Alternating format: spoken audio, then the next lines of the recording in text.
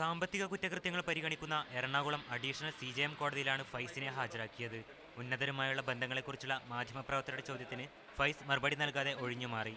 കസ്റ്റഡിയിലിരിക്കെ ക്രൂരമായി മർദ്ദിച്ചതായി ഫൈസിന്റെ അഭിഭാഷകൻ കോടതിയിൽ പരാതിപ്പെട്ടു. തുടർന്ന് പരാതി നേരിട്ട് എഴുതി നൽകാൻ മജിസ്ട്രേറ്റ് ഫൈസിനോട് ആവശ്യപ്പെട്ടു. കസ്റ്റംസ് ഡെപ്യൂട്ടി കമ്മീഷണർ തന്നെ ക്രൂരമായി മർദ്ദിച്ചുവെന്ന് ഫൈസ് പരാതിയിൽ പറയുന്നു. രാത്രി മുഴുവൻ നഗ്നനായി മർദ്ദിച്ചു, ജനനേന്ദ്രിയത്തിൽ പരിക്കേൽപ്പിച്ചു. പ്രാഥമിക കൃത്യങ്ങൾ പോലും നിർവഹിക്കാനാവാത്ത അവസ്ഥയാണെന്നും ഫൈസ് പരാതിയിൽ പറയുന്നു. ഈ പരാതി ആലുവ മജിസ്ട്രേറ്റ് കോടതിയാണ് ഇനി പരിഗണിക്കുക.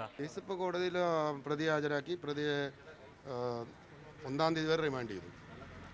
ഇനി അയാളുടെ ബെയിൽ ആപ്ലിക്കേഷൻ നാളെ പരിഗണിക്കും. അതിനൊരു പരാതി അവിടെ കൊടുത്തിട്ടുണ്ട്. അതിൻ്റെ കണ്ടൻസ് നമ്മൾ നോക്കിയിട്ടില്ല. നോക്കി കഴിഞ്ഞിട്ട് എന്താണെന്ന് വെച്ചത് അത് ആലുവ മജിസ്ട്രേറ്റ് കോടതിയിലേക്ക് അയക്കും.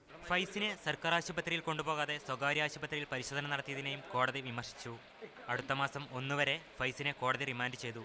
ഫൈസിന്റെയും കേസിൽ പിടിയിലായ ആസിഫ, ആരിഫ എന്നിവരുടെയും ജാമ്യാപേക്ഷ കോടതി നാളെ പരിഗണിക്കും. മീഡിയ 1 കൊച്ചി.